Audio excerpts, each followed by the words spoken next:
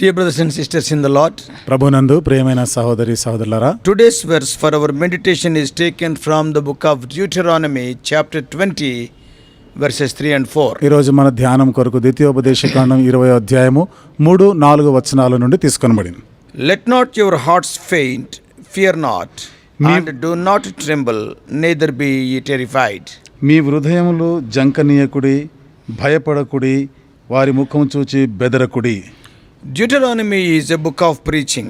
ద్వితీయోపదేశకాండము అన్నీ కూడా బోధలు, వర్తమానాలు ఉన్నటువంటి. That is Moses preaching to God's people as they enter into the promised land. అనగా మోషే వాగ్దాన దేశంలో ప్రవేశిస్తుండగా, దేవుని యొక్క ప్రజలు వాగ్దాన దేశంలో ప్రవేశిస్తుండగా వారితో చెప్పిన మాటలు. Chapters 5 to 26, 5 నుండి 26 అధ్యాయాల్లో, that is almost about 80% of the book of Deuteronomy is one major sermon. అంటే దాదాపు ద్వితీయోపదేశకాండంలో 80% ఇదంతా కలిపి ఒక వర్తమానంగా ఉంటుంది. It tells the commandments again.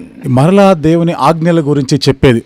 And what those commandments mean when they enter into the promised land is unpacked in this portion. వారు ఆ వాగ్దాన దేశంలో ప్రవేశిస్తుండగా ఈ వాగ్దానాలు ఏమిటియో ఇవన్నీ కూడా వాళ్ళకి తెలియపరచబడిన సంగతులు. Moses again and again exhorted them to be serious about their devotion to God and obedience to his commands. మోషే మరలా వారికి జ్ఞాపకం చేస్తూ దేవుడు వారితో చేసిన వాగ్దానాలు, ఈ ఆజ్ఞల విషయంలో తూచ తప్పకుండా మీరు ఖచ్చితంగా వాటిని పాటించాలి అని పదే వారికి హెచ్చరిక చేస్తున్నారు. We need to realize that God's people were on the verge of a serious war. ఇక్కడ దేవుని ప్రజలైనటువంటి వారు తీవ్రమైనటువంటి ఒక యుద్ధ పరిస్థితికి వచ్చిన సంగతి మనం గ్రహించాలి. They were to have confidence in the wars that lay before them. వారికి ముందు ఉంచబడినటువంటి ఆ యుద్ధాల విషయంలో దేవుని పైనే వారు నమ్మిక కలిగి ఉండవలసిన పరిస్థితి. Knowing that God was on their side. దేవుడు వారి పక్షంగా ఉన్నాడని గ్రహిస్తూ. That did not mean they can take rest. అనగా దాని అర్థము ఇక వాళ్ళు విశ్రాంతి తీసుకోవచ్చు, ఊరికే ఉండొచ్చు అని కాదు. Also it did not mean that they are inefficient. అంతేకాదు వారు చాతకాని వారని కూడా కాదు. All must stand in the battle. అందరూ కూడా యుద్ధంలో నిలబడవలసిందే. In all wars, Israel was to remember that God was with her and to rely on his help with confidence. వారు ఎదుర్కొన్న యుద్ధాలు అన్నిటిలో కూడా గుర్తుంచుకోవాల్సింది వారు దేవునిపైనే ఆధారపడి దేవునిపైనే వారు నమ్మిక కలిగి ఉండాలి. ఆయనే యుద్ధాల్లో విజయం ఇచ్చేవాడని. When they are having such a confidence, they need not bother about enemy's strength. ఇలాంటి నిశ్చయత, ధైర్యం వారు కలిగి ఉన్నప్పుడు శత్రువులను చూసి వారు బెదిరిపోయి భయపడే అవసరం ఏమీ లేదు. Christians too should recall God's past faithfulness when we encounter adversity. క్రైస్తవులు మన విరోధులను ఎదుర్కొంటున్నప్పుడు, శత్రువులను ఎదుర్కొంటున్నప్పుడు గతంలో దేవుడు చేసిన ఆ మేలులు, ఆయన ఇచ్చిన విజయాలను జ్ఞాపకం చేసుకోవాలి. ఆయన ఒక నమ్మకత్వాన్ని జ్ఞాపకం చేసుకోవాలి. And we can gain courage from his promises that he will be with us. ఆయన చేసిన వాగ్దానాలు, మనతో కూడా ఉంటాడు అని చేసిన వాగ్దానాలను బట్టి మనం ధైర్యపరచబడాలి. Israel was at this time to be considered rather as a camp than as a kingdom. ఇక్కడ ఇశ్రాయేలీలు ఒక రాజ్యంగా కాదు, దేశంగా కాదు, కానీ ఒక పాళెంలాగా వాళ్ళు ఉన్నారు ఇక్కడ. Because they have not still inherited the land of Canaan. ఎందుకనగా ఇంకను వారు కనాను దేశమును స్వతంత్రించుకోలేదు. They have not settled in the country of their own. వారి స్వదేశంలో ఇంకను వారు స్థిరపరచబడలేదు. Moses was giving a general encouragement. ఇప్పుడు మోషే అందరి కొరకైనటువంటి ఒక ప్రోత్సాహాన్ని ఇస్తున్నాడు. He said that the enemy may have more warriors or horses. అంటాడు శత్రువు దగ్గర ఎక్కువైనటువంటి సైన్యము, గుర్రాలు ఉండొచ్చు. Israelites must be courageous because the Lord goes with them to save them. ఇశ్రాయేలీయులు అయితే ధైర్యం వహించాల్సిందే. కారణం ఏమిటంటే యెహోవా వారికి ముందుగా నడుచువాడు. This is the promise of our meditation today. ఇది నేటి దిన ధ్యానం కొరకైన ఈ వాగ్దానంలో ఈ వాగ్దాన వచనం. Applying these truths to our Christian life, ఈ సత్యాలని మన క్రైస్తవ జీవితానికి అన్వయింపజేసుకుంటూ believers can prepare to face their stronger enemies trusting in God. విశ్వాసులు దేవుని యందు నమ్మిక ఉంచుతూ బలవంతులైన తమ శత్రువులను ఎదుర్కోవాలి. They can encourage others to do so. ఆ విధంగానే చేయలాగిన ఇతరులను కూడా ప్రోత్సహించాలి. It is easy to be safe and confident when we face enemies who are much weaker than us. మనకన్నా బలహీనమైన, తక్కువ బలము కలిగిన వారు, తక్కువ సంఖ్యలో ఉన్న శత్రువులను ఎదుర్కొనుట, వారిని జయించుట సులువైన పనే కావచ్చు. But what should we do when we come upon enemies stronger than we? అయితే మనకన్నా బలవంతులైనటువంటి సైన్యము, శత్రు సైన్యం వచ్చినప్పుడు ఏం చేయాలి? Earlier the people of Israel came out of Egypt under the mighty hand of God. పూర్వం ఇశ్రాయేలీలు ఐగుప్తు దేశం నుండి దేవుని యొక్క బలమైన హస్తము చేత బయటికి వచ్చారు, విడుదల పొందినారు. The Lord destroyed the powerful enemy by opening and closing the Red Sea. దేవుడు శక్తివంతమైనటువంటి ఆ శత్రువుని సముద్రం తెరిచి సముద్రాన్ని మూసట ద్వారా శత్రువులు నాశనం Then చేశారు. on their way they had a wonderful victory at a place called Rephidim over Amalekites. ఆ తర్వాత ఆ మార్గ మధ్యంలో రెఫీదీం అనే ప్రాంతంలో అమాలేకీల పైన గొప్ప విజయం సాధించారు. Now many Israelites of the older generation died during their wilderness journey. ఇప్పుడు పాత తరంలో ఉన్న అనేక మంది ఇశ్రాయేలీలు అరణ్య యాత్రలో చాలా మంది చనిపోయారు. Now the new generation is heading to the promised land. ఇప్పుడు కొత్త తరం వారు వాగ్దాన దేశం వైపుగా అడుగులు వేస్తున్నారు. Now Moses is giving the guidance on what to do in the war. ఇప్పుడు మోషే యుద్ధం ఎదుర్కొన్నప్పుడు ఏమి చేయాలో అనే సూచనలు వాళ్ళకి ఇస్తున్నారు. These guidelines are of much use for us in our Christian journey. ఈ సూచనలు మన క్రైస్తవ జీవిత యాత్రలో కూడా ఎంతో ఉపయోగకరమైనవి. What are they? ఏమిటి అవి? I will not explain, but I will just mention 7 of them, though there are many. నేను వాటిని ఎక్కువగా వివరించను, చాలా విషయాలు ఉన్నప్పటికీ ఒక 7 మాత్రమే నేను ఊరిక ప్రస్తావిస్తాను. Number 1. మొదటిది, We should not fear the enemy, for God is with us and fights for us. దేవుడు మన పక్షంగా ఉండి మన పక్షంగా యుద్ధం చేయువాడు కాబట్టి శత్రువులను చూసినప్పుడు భయపడకూడదు. That is the first principle. ఇది మొదటి నియమం. Second principle. రెండవ నియమం, The enemy can have extraordinary advantages over us, but it has no advantages over our God. శత్రువు మనల్ని చూసినప్పుడు వాడు మన మీద పై చేసుకోగలడు, మనల్ని అధిగమించి విజృంభించగలడు, కానీ దేవుని పైన వాడు పై చేసుకోలేడు.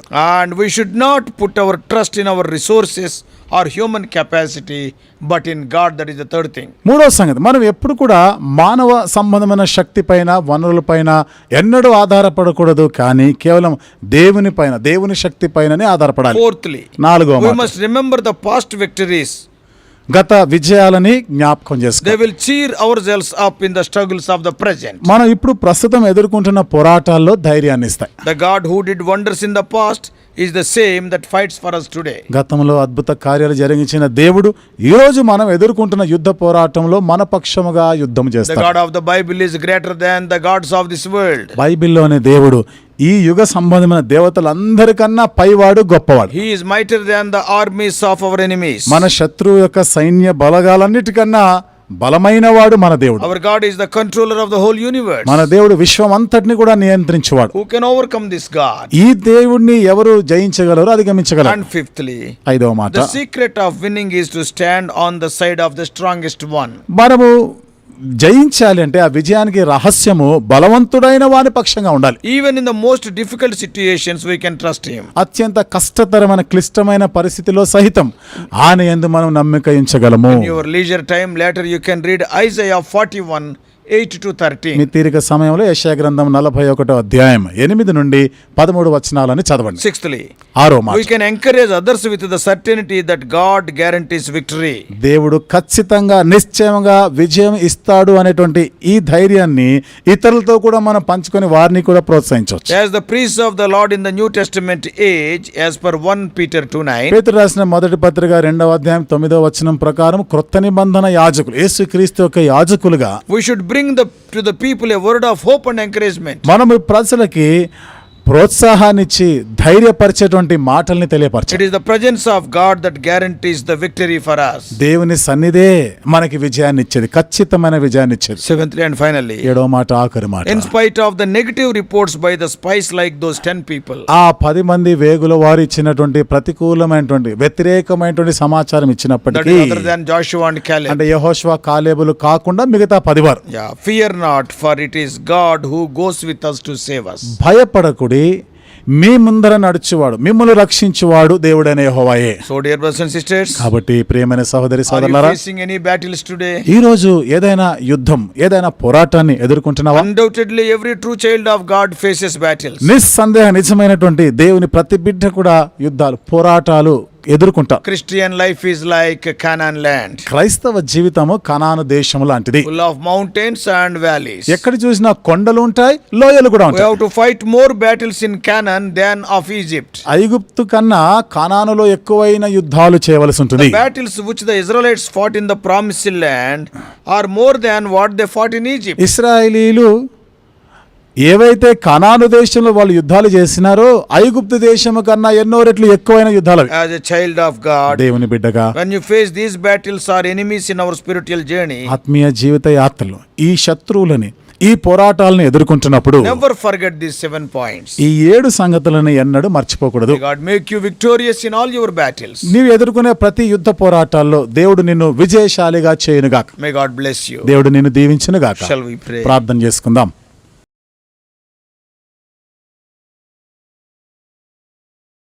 Loving Heavenly Father, ప్రేమగల మా పరలోకపు తండ్రి, our gracious God, కృపగల మా దేవా, yes Lord, our land of promise, rather Christian life, is full of mountains and valleys. నిజమే ప్రభా, వాగ్దాన దేశమైన మా క్రైస్తవ జీవితంలో అన్ని ప్రభా కొండలు లోయలు ఉంటాయి. Oh Lord, the battles which we have to face in Canaan are more than the battles of Egypt. కనానులో మేము ఎదుర్కోవలసినటువంటి యుద్ధాలు ఐగుప్తు దేశం కన్నా ఎన్నో రెట్లు ఎక్కువైనవి. But the wonderful thing is, the Lord goes before us, behind us, above us, below us.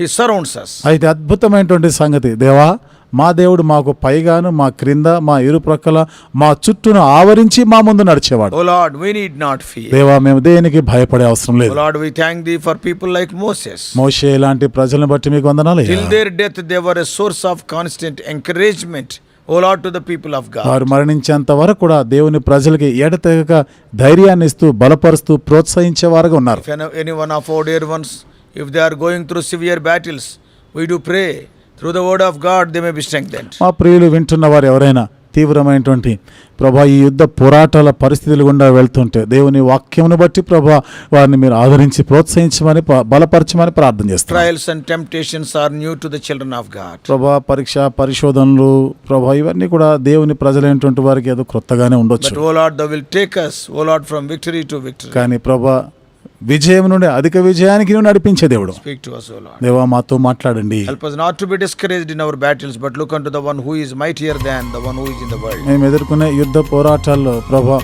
మేము భయపడకుండా బెదిరిపోకుండా ఆయన మరి ఈ లోకంలో ఉన్నవాడి కన్నా మాలో ఉన్నవాడు గొప్పవాడని ఆయనపైన మేము నమ్మిక ఉంచేదానికి ఆధారపడేదానికి సహాయం చేయండి. Speak to us more and more. మాతో ఇంకా అధికముగా మాట్లాడండి. We do pray in the all powerful name of our Lord and Savior Jesus Christ. మా ప్రభువును రక్షకుడైన యేసుక్రీస్తు వారి సర్వాధికారము కలిగిన నామములో ప్రార్థించి వేడుకుంటున్నాం తండ్రి. Amen.